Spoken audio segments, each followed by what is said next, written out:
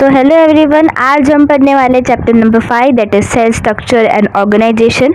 इस चैप्टर के नाम में ही हमको पहला वर्ड सुनाई देता है सेल। तो सेल क्या होता है, जो हम बचपन से पढ़ के आ रहे हैं, that is the structure and functional unit of life of all living organism. ठीक है, जो सेल होता है वो स्ट्रक्चर फंक्शनल यूनिट होता है, ये सब हम सबको पता है।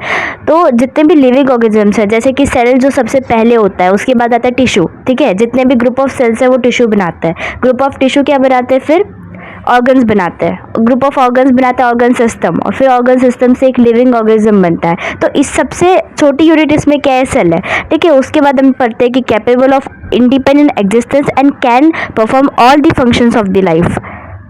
तो ये कैपेबल है इंडिपेंडेंट एग्जिस्टेंस के, प्लस ये अकेला ही सारे फंक्शंस परफॉर्म कर सकता है। इवन एक सेल ही सारे फंक्शन जितने भी ज़रूरी होते हैं, ठीक है, वो सब परफॉर्म कर सकता है। फॉर एग्जांपल, अगर हम यूनिसेलुलर का एग्जांपल ले, जिसमें अमीबा भी आता है, तो वो यूनिसेलुलर में सिर्फ एक ही सेल होता है। ठीक है, लेकिन तब भी वो सारे फंक्शंस को परफॉर्म करता है। तो वो कैपेबल है इंडिपेंडेंट एग्जिस्टेंस के, और सारे परफॉर्म जितने भी फंक्शंस होते हैं वो कर सकता है। उसके बाद हम पढ़ते हैं माइक्रोस्कोप और मैग्नीफिकेशन के बारे में। वैसे ये सिर्फ एक इंट्रोडक्शन वीडियो है चैप्टर के लिए, ये सब लर्न करना उतना ज़रूरी है नहीं, ज़्यादा आता नहीं है। ये सिर्फ इंट्रोडक्शन पार्ट में है हमारी टेक्स्ट बुक में, और जनरल नॉलेज के लिए कि भाई माइक्रोस्कोप क्या होता है, कितने तरह के होते हैं उसके, वो कितना मैग्नीफाई करता है, वही चीज़ है इसमें। सेल क्या होता है, सेल का साइज़ क्या होता है, उसके शेप क्या होता है, तो वो चीज़ें इसमें लिखी हुई है। तो अगर हम माइक्रोस्कोप और मैग्नीफिकेशन की बात करें, तो इसमें सबसे पहले आता है कि भाई माइक्रोस्कोप की ज़रूरत क्या होती है। अगर सेल दिखता ही नहीं है, सेल कितना छोटा होता है, हमारी नेक्ड आई से दिखता नहीं है, तभी तो हमको माइक्रोस्कोप की ज़रूरत पड़ती है। माइक्रोस्कोप क्या होता है, सेल्स को और ज़्यादा क्लियरली दिखाने के लिए यूज़ किया जाता है। उसी माइक्रोस्कोप में और तरह के टाइप्स होते हैं, जैसे कि सिंपल माइक्रोस्कोप हो गया। सिंपल माइक्रोस्कोप जो होता है वो मैग्नीफाई करता है 50 से लेकर 100 टाइम्स तक। जनरल नॉलेज के लिए बस हमें पढ़ना है। कंपाउंड माइक्रोस्कोप जो होता है वो मैग्नीफाई करता है 1000 टाइम या उससे भी ज़्यादा। लेबोरेटरी माइक्रोस्कोप जो होता है वो एक बीम ऑफ लाइट यूज़ करता है सेल को थोड़ा अच्छी तरीके से दिखाने के लिए। इलेक्ट्रॉन माइक्रोस्कोप जो होता है वो मैग्नीफाई करता है up to 5 lakh times, use to see the interior of the cell. ठीक है, मतलब बहुत ज़्यादा सेल के अंदर, जैसे कि माइटोकॉन्ड्रिया हो गया, उसके भी अंदर जितने भी ऑर्गेनल्स होते हैं वो बहुत ज़्यादा छोटे होते हैं, तो उसको और अच्छी तरीके से देखने के लिए इलेक्ट्रॉन माइक्रोस्कोप का यूज़ किया जाता है। उसके बाद हम पढ़ते हैं सेल साइज और शेप के बारे में। तो सेल का कोई टिपिकल शेप नहीं होता है, वो किसी भी तरह का हो सकता है। स्पेरिकल भी हो सकता है, रेक्टेंगुलर भी हो सकता है, पॉलीगोनल, ओवल, ट्रायंगुलर, कोनिकल, किसी भी शेप का हो सकता है। साइज, जो सेल का साइज होता है उसके भी बहुत सारे वेरिएशंस होते हैं। जैसे कि सबसे छोटा से छोटा सेल की अगर हम बात करें तो वो है माइकोप्लाज्म, जो कि है 0.3 माइक्रोमीटर का, स्मॉलेस्ट सेल ही है। और जो लार्जेस्ट सेल है ना, वो है ऑस्ट्रिच का एग, यानी कि वो 15 सेंटीमीटर का है। उसमें हम बैक्टीरिया थोड़ा बहुत पढ़ लेते हैं, जो 3 to 5 माइक्रोमीटर का है। और उसमें नर्व सेल्स के बारे में हम पढ़ते हैं, जो सबसे ज़्यादा लॉन्गेस्ट सेल में आता है। लार्जेस्ट और लॉन्गेस्ट में फ़र्क होता है ना, तो लार्जेस्ट सेल हमारा ऑस्ट्रिच है और लॉन्गेस्ट सेल हमारा नर्व सेल्स है। ठीक है, माइक्रोमीटर यानी कि 10⁻⁻⁶ मीटर हम उसको लिख सकते हैं। उसके बाद हम पढ़ते हैं टोटीपोटेंसी। अब इस वर्ड का मीनिंग या तो हमको बोल दिया जाएगा कि 2 सेंटेंस में डिफाइन करो कि इसका वर्ड मीनिंग क्या होता है, या तो फिर हमको एमसीक्यूज में पूछ लिया जाएगा। ठीक है, तो ये वर्ड का मीनिंग भी हमको पढ़ के जाना है। टोटीपोटेंसी मतलब क्या होता है, capacity of a nucleated living cell to differentiate and form a complete new organism. यानी कि चलो हम अपने फीमेल सेल जो होता है, जो है ओवम, और स्पर्म सेल जो होता है, जो है मेल गैमेट। ठीक है, तो ये दोनों को अगर फ्यूज़ करें तो क्या बनता है, जाइगोट बनता है। जाइगोट के बाद क्या बनता है, एम्ब्रियो बनता है। एम्ब्रियो के बाद क्या बनता है, सीधा एक लिविंग ऑर्गेनिज्म बन जाता है। उसका डिटेल में प्रोसेस हमने बायोलॉजी में पढ़ा है थोड़ा बहुत, लेकिन हमको इतना पता है कि जाइगोट के बाद एम्ब्रियो, एम्ब्रियो के बाद लिविंग ऑर्गेनिज्म बन जाता है। तो छोटे जो छोटा सा सेल था, ठीक है, जो ओवम था और स्पर्म था, इतने छोटे सेल है, लेकिन उसमें इतनी कैपेसिटी थी कि वो पूरा एक लिविंग नया ऑर्गेनिज्म बना पाया। तो ये कैपेसिटी या फिर ये पावर या तो ये पोटेंशियल जो है ना, इस पोटेंशियल को हम कहते हैं totipotency. A cell is totipotent as it has the entire genetic information. Embryonic animal cells like stem cells can differentiate cure diseases. हमको पता है सेल टोटीपोटेंट क्यों होता है, अभी हमने पढ़ा एग्जाम्पल लेकर। और उसके बाद क्योंकि उसके पास एंटायर जेनेटिक इन्फॉर्मेशन होता है। उसके बाद हम पढ़ते हैं एम्ब्रियोनिक एनिमल सेल्स के बारे में। एनिमल में हम ह्यूमन भी आ ही जाते हैं, ठीक है। तो एम्ब्रियोनिक, अभी हमने एम्ब्रियो के बारे में पढ़ा, तो वो एम्ब्रियोनिक एनिमल सेल जो है ना उसको हम स्टेम सेल भी कहते हैं। स्टेम सेल क्यों करते हैं? क्योंकि वो भी डिफ्रेंशिएट कर सकता है, लिविंग ऑर्गेनिज्म को फॉर्म कर सकता है, प्लस वो डिसीजेज जो होते हैं उसको भी क्योर कर सकता है, इसलिए एम्ब्रियोनिक एनिमल सेल को हम स्टेम सेल भी कहते हैं। तो ये था हमारा टोटिपोटेंसी का पूरा कंसेप्ट। उसके बाद हम पढ़ते हैं टेक्स्ट बुक की लाइन से दैट सेल के बारे में पहले पढ़ते हैं। Cell is called structure and functional unit of life of all the living organism capable of independent existence and can perform all the functions of the life, ये हमने पढ़ा। फिर to see cells clearly we need a microscope, larger cells can be seen through simple microscope but to see the smaller cell we require compound microscope. ठीक है, simple microscope can magnify image 50 to 100 times but a compound microscope can do so 1000 times or more. In the microscope we use in the laboratory, a beam of light is used to make things visible, hence it is a light microscope. To see interior of the cell we need electron microscope that it can magnify image up to 5 lakh times. ये सब चीज़ें हम text book से इसलिए पढ़ रहे हैं क्योंकि एक तो हमने नोट्स में लिखा है वो चीज़ हमने समझ ली, उसके बाद दोबारा हमने टेक्स्ट बुक से पढ़ा तो हमें क्या है ना दिमाग में चीज़ें बैठ जाती है। चलो ये तो सिर्फ एक इंट्रोडक्शन पार्ट है तो उतना जनरल नॉलेज के लिए ही है, लेकिन ये चीज़ हमें बाद में भी बहुत काम आएंगी। अब हम अपने तीसरे पैराग्राफ पे चलते हैं टेक्स्ट बुक के। There is no typical shape of a cell, cell में भी spherical, rectangular, flatten, polygonal, oval. जो भी हमने देखा कि सेल कोई भी टिपिकल शेप नहीं होता है, सेल का कोई भी शेप का हो सकता है सेल। सेल की साइज भी वेरी करती है, cell size varies greatly in various plants and animal. Some of them are not visible to naked eye, some are barely visible while some are in microscopic. The smallest cell size can be in mycoplasm, that is 0.3 micrometer in length. Bacterial cell size is 3 to 5 micrometer while the largest cell of the is seen in ostrich egg nearly 15 centimeter. Longest cell are nerve cells. तो ये चीज़ें हमने अभी पढ़ ली थी। अब हम पढ़ते हैं अपने सेल थ्योरी के बारे में।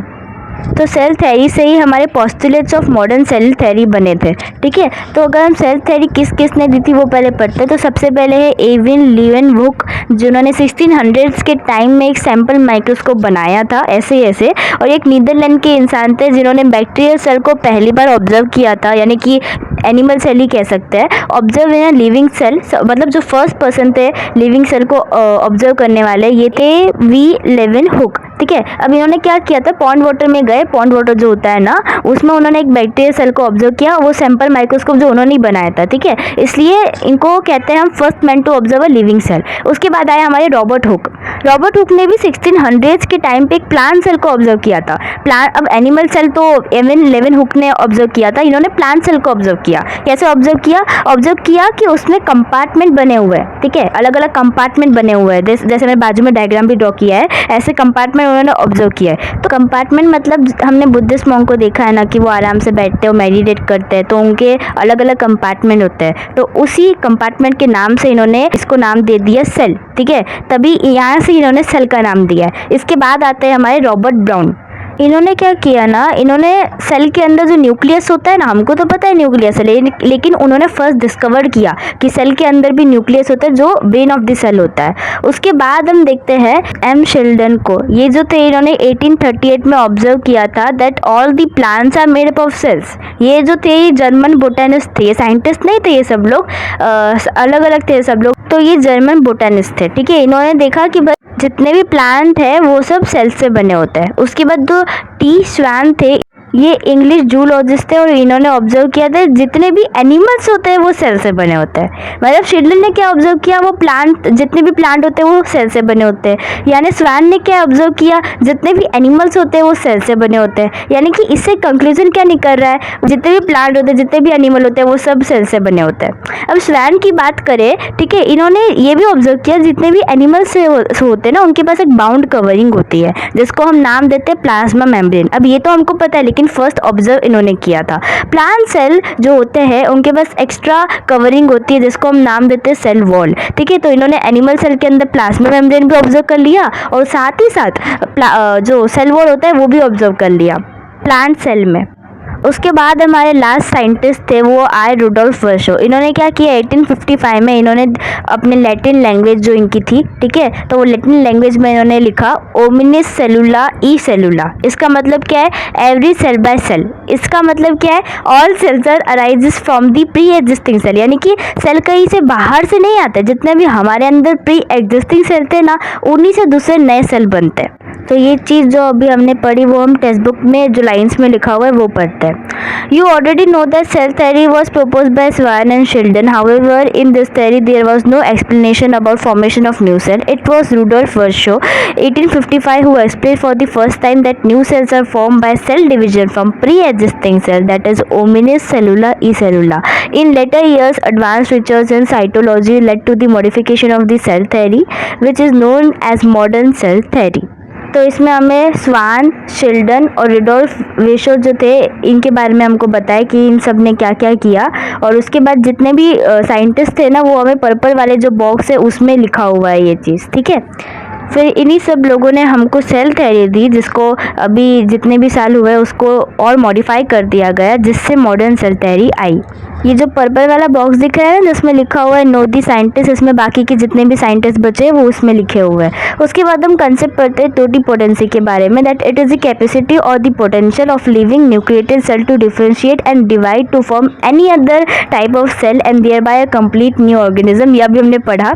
अ cell is totipotent because it has the entire genetic information of the organism in its nucleus. Embryonic animal cells are totipotent as termed as stem cells. Stem cells have great medical applications including cure for diseases. तो ये अभी हमने पढ़ा कि embryonic cell को stem cell क्यों बोलते हैं, वो टोटीपोटेंट होते हैं और वो क्योर भी कर सकते हैं डिसीजेस को। और टोटीपोटेंसी जो होता है वो कैपेसिटी होता है ऑफ लिविंग न्यूक्लिएटेड सेल कि वो डिफरेंशिएट करे और डिवाइड करे एक ऐसे फॉर्म में जहाँ से एक कंप्लीट न्यू ऑर्गेनिज्म ही बन जाए। उसके बाद हमारा आता है postulates of modern cell theory, जिसमें पहला पॉइंट क्या है, all living organism are made up of cell. जो शिल्डन और स्वैन थे उन्होंने हमको बोला जितने भी एनिमल होते हैं और प्लांट होते हैं वो सब सेल से बने होते हैं। तो फिर पहला पॉइंट वही आ गया कि जितने भी लिविंग ऑर्गेनिज्म है वो सब सेल से बने होते हैं। उसके बाद दूसरा पॉइंट है living cell arise from pre existing cell, जो हमें रुडोल्फ विशो थे उन्होंने दिया था, दैट ओमिनस सेलुला ई सेलुला, that living cell arise from pre existing cell. उसके बाद हमारा तीसरा पॉइंट है a cell is structure and functioning unit of the life, जो कि सेल की डेफिनेशन है। उसके बाद total activity of cell are responsible for activity of an organism. जितनी भी एक्टिविटीज हमारे सेल के अंदर हो रही है वो रिस्पॉन्सिबल है एक्टिविटी ऑफ एन ऑर्गेनिज्म। जितनी भी ऑर्गेनिज्म में एक्टिविटी हो रही है उसके लिए रिस्पॉन्सिबल कौन है, जितनी सेल में एक्टिविटी हो रही है उसी को यहाँ पे बताया है। Cell show transformation of energy, cell जो है एनर्जी का ट्रांसफॉर्मेशन भी दिखाते हैं। और सेल के अंदर क्या क्या चीज़ है वो तो हमको पता है, न्यूक्लिक एसिड होता है, डीएनए होता है, आरएनए होता है इन दी न्यूक्लियस, और साइटोप्लाज्म में भी होता है। तो ये था हमारा जितना भी इंट्रोडक्शन वाला पार्ट था, ठीक है। अभी इस लेक्चर में हमने कंप्लीट कर दिया और ये रहे हमारे नोट्स की फोटोज।